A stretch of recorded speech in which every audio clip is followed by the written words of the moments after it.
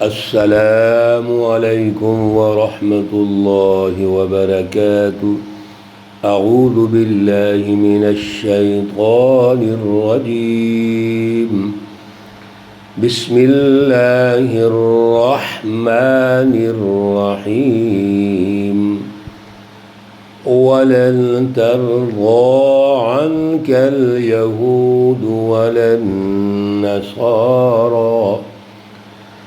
وَلَا النَّصَارَىٰ حَتَّىٰ تَتَّبِعَ مِلَّتَهُمْ، قُلْ إِنَّ هُدَى اللَّهِ هُوَ الْهُدَىٰ۔ صدق اللہ العلی العظیم۔ اللہم صلی علی سیدنا و مولانا محمد النبی الأمی وعلى آلہ واصحابہ وبارک وسلم وصلی علیہ۔ معزز سامعین و سامعات، سورۃ البقرہ پارہ نمبر 1، آیات مقدسہ 120 اور 121 ہے۔ اللہ رب العزت ان آیات کا فہم اور شعور عطا فرمائیں اور عمل کی توفیق اور صلاحیت عطا فرمائیں۔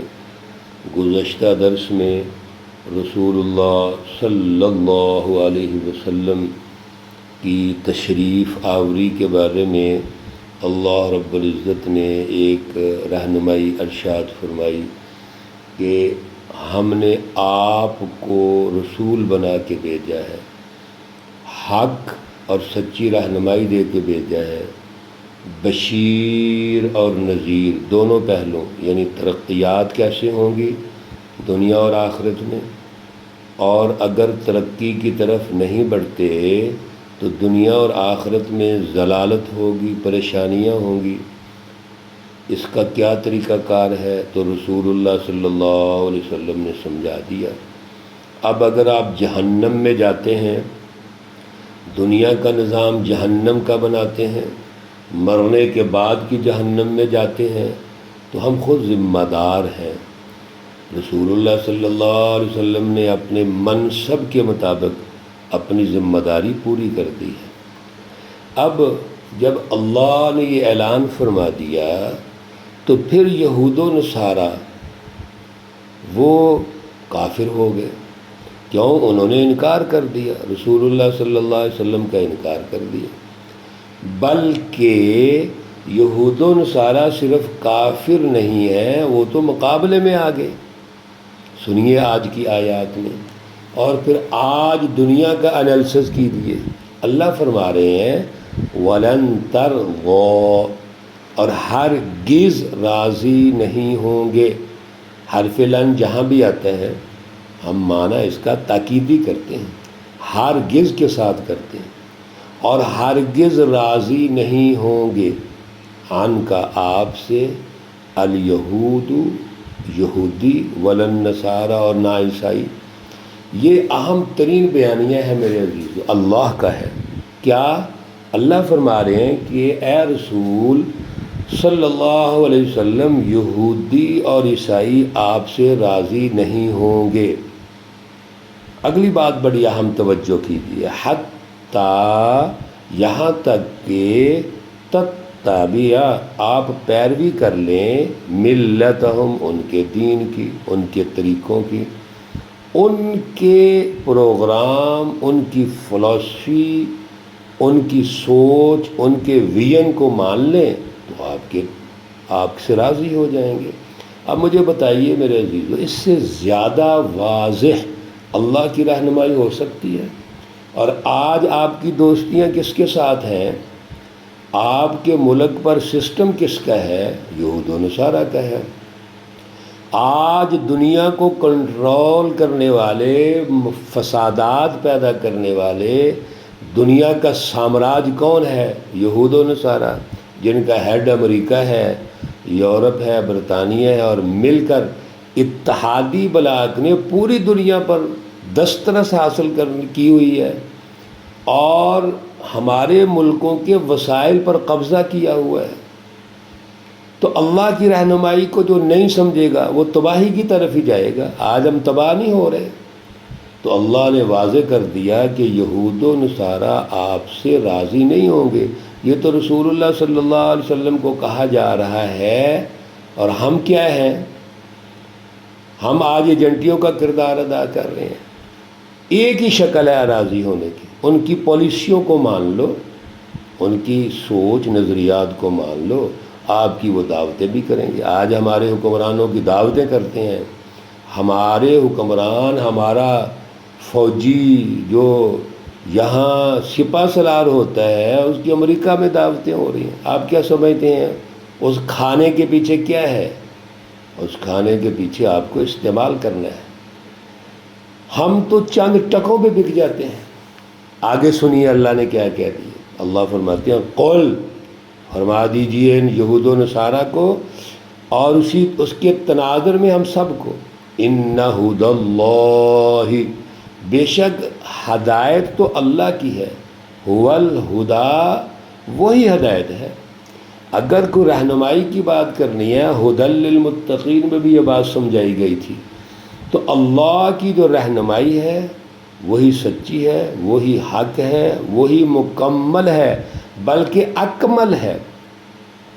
اگلی بات ذرا اور سنیے کتنی سخت ہے میرے عزیزو۔ رسول اللہ صلی اللہ علیہ وسلم کو کہا جا رہا ہے، لیکن آپ کے عنوان سے ہمیں سمجھایا جا رہا ہے، تو پھر دیکھنا ہم کہاں کھڑے ہیں۔ وَلَئِنِ اتَّبَعْتَ، اور البتہ اگر آپ نے پیروی کی، اہواءہم، ان کی خواہشات کی، ان کی فلسفی، ان کے ویژن، ان کی پالیسیوں کی آپ نے پیروی کی، بعد الذی، اس کے بعد، جاءک من العلم، کہ آپ کے پاس علم آ گیا، آپ کو اللہ نے رہنمائی دے دی، پالیسی دے دی، اعلیٰ نظریات دے دیے، اعلیٰ پروگرام دے دیا، آزادی کا، انسانیت کا، رہنمائی کا پورا سسٹم دے دیا، تو پھر بھی آپ ان کے پیچھے چلتے ہو۔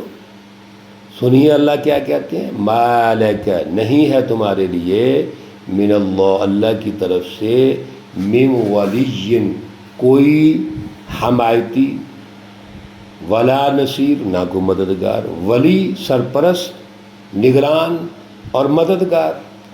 اگر ہم ان کی پالیسیوں کے پیچھے چلیں گے اللہ کی رہنمائی آنے کے بعد، مجھے بتائیے ذرا آپ سارے میرے عزیز بہن اور بھائی، کلام مقدس قرآن پاک کی موجودگی میں رسول اللہ صلی اللہ علیہ وسلم کی پوری زندگی مبارک اسوہ حسنہ ہے، ان کی موجودگی میں کیا پھر بھی کوئی تشنگی ہے؟ کوئی نظریات میں تشنگی، کوئی پروگرام میں تشنگی، فلسفی میں، اللہ نے دی ہوئی رہنمائی میں، رسول اللہ صلی اللہ علیہ وسلم نے سیاسی، معاشی اور سماجی نظام تشکیل دے دیے، پھر بھی تم پیاسے ہو؟ تمام تر سائنسی نظام دے دیا، ایجادات کا نظام دے دیا، تو پھر کیا ہوگا؟ آج اسی لیے تمہارا کوئی مددگار نہیں۔ اور جس ملک نے آج سامراجی ہتھ کنڈوں کا مقابلہ کیا وہ کامیاب ہو گیا، بڑا بڑا اسلحہ لے کے امریکہ پہنچ گیا تھا ایران کے خلاف، اور ایران ڈٹ گیا اعلیٰ ویژن کی وجہ سے، اعلیٰ پروگرام کی وجہ سے، فلسفی، یہی سچی رہنمائی ہے اس کے پاس۔ تو کیا بگاڑ دیا اس ایران کا؟ بلکہ اپنے لاؤ لشکر کے ساتھ پہنچا یہ امریکہ، اور لاؤ لشکر کون ہے؟ مسلمان ملک۔ تمام مسلمان ملکوں نے اس کی حمایت کی، بلکہ اڈے دیے۔ تو مجھے بتائیے، مددگار اللہ بنا کے نہیں ان کا؟ تو تمہارا مددگار کون ہے؟ ایٹمی توانائی بنے ہوئے ہیں، طاقت۔ میرے عزیزو یاد رکھو، بڑی اس آیت کریمہ میں رہنمائی ہے غور و فکر کے لیے۔ آگے اللہ تعالیٰ نے ارشاد فرمایا کہ سنو، الذین آتیناہم الکتاب، دیکھو ہم نے آپ کو کتاب عطا کر دی، وہ لوگ جن کو ہم نے کتاب دے دی، یتلونہ حق تلاوتی، وہ اس کی تلاوت کرتے ہیں جیسا کہ تلاوت کا حق ہے۔ تلاوت کیا ہے؟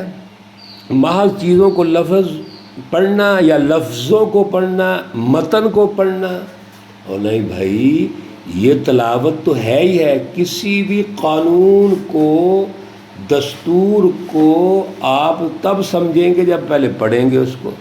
یہ تو قانون ہے، ضابطہ ہے، ایک اتھارٹی ہے، اللہ کی اتھارٹی ہے کلام مقدس قرآن پاک۔ تو پہلے آپ اس کو تلاوت کریں، یعنی پڑھیں، پھر اس کو سمجھیں، پھر اس کا عملی نظام بنائیں۔ یہ کون لوگ ہیں؟ اولئک یؤمنون بہ، یہ ہے مومن۔ ومن یکفر بہ، اور جس نے اس کا انکار کر دیا، فاولئک هم الخاسرون، پس وہ لوگ گھاٹے میں ہیں۔ میرے عزیزو، ہم صرف کافر سمجھتے ہیں یہود و نصارہ کو۔ ہم کافر کہتے ہیں اس کو جو یہ کہتا ہے میں قرآن کو نہیں مانتا، وہ کافر ہے، یقیناً کافر ہے۔ تو کیا جو قرآن پاک پر ایمان لانے والی قومیں ہیں، مسلمان جن کو ہم کہتے ہیں، تو وہ جو مرضی کرتے رہیں؟ قرآن پر ایمان لانا، اولئک یؤمنون بہ، کیا ہے؟ پہلے اس کو اتھارٹی مانو، ذالک الکتاب لا ریب فیہ، نمبر 1۔ نمبر 2، اس کو سمجھو کہ یہ اعلیٰ پروگرام، اعلیٰ فلسفی، پالیسیاں، یہ اللہ کی پالیسیاں ہیں، یہ ضابطے اور قوانین ہیں۔ وہ کیا ہے؟ پہلے سمجھو۔ نمبر 3، اس پر ایک سماجی نظام تشکیل دو۔ اب نظام تمہارا نہیں چلے گا، تمہاری خواہشات نہیں چلیں گی، تمہاری کوئی سوچ نہیں چلے گی، اللہ کی چلے گی۔ اللہ کا وہ پروگرام چلے گا، وہ پالیسیاں چلیں گی، قانون چلے گا، اتھارٹی اللہ ہے۔ اور اللہ کی اتھارٹی کو تم نے غالب کرنا ہے، کنہوں نے؟ مومنوں نے، سچی جماعت نے۔ تو پھر دیکھیں سوسائٹی میں تمہارے مخالفین کتنے اٹھیں گے۔ میرے عزیزو، یاد رکھو، قرآن پاک کی تلاوت کا حق کیا ہے، اس کو سمجھنا، غور و فکر کرنا۔ الحمدللہ ہم تھوڑا تھوڑا سمجھتے ہیں، لیکن یہ بھی کافی نہیں ہے۔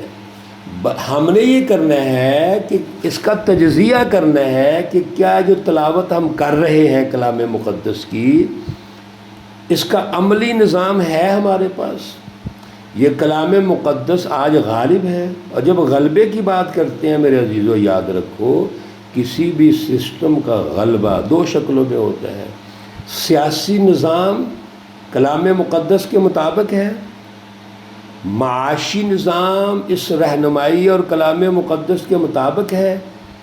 جس ملک کا سیاسی اور معاشی نظام عدل کا ہو، سچی رہنمائی کے مطابق ہو، کلام مقدس کے مطابق ہو، اس کا سماجی ڈھانچہ امن والا ہوتا ہے، معاشی خوشحالی ہوتی ہے، لوگوں میں محبت پیدا ہوتی ہے، اخوت پیدا ہوتی ہے، فرقہ واریت، انتہا پسندی ختم ہو جاتی ہے، لوگ دلوں سے ایک دوسرے کو ملتے ہیں، اور یہ جنت کا ماحول ہے، اور یہی اللہ چاہتے ہیں، اور آخرت میں بھی اسی جنت کی ترقی یافتہ شکل ہمیں دینا چاہتے ہیں۔ اللہ ہمیں توفیق اور صلاحیت عطا فرمائیں۔ اللہ رب العزت تمام بیماروں کو شفائے کاملہ عاجلہ مستمرہ عطا فرمائیں۔ اللہ رب العزت تمام مرحومین و مرحومات کو جنت الفردوس میں اعلیٰ مقام عطا فرمائیں۔ ربنا تقبل منا انك انت السميع العليم وتب علينا انك انت التواب الرحيم وصلى الله تعالى على النبي الأمي محمد وعلى آله وأصحابه أجمعين برحمتك يا أرحم الراحمين۔ السلام عليكم ورحمة الله وبركاته۔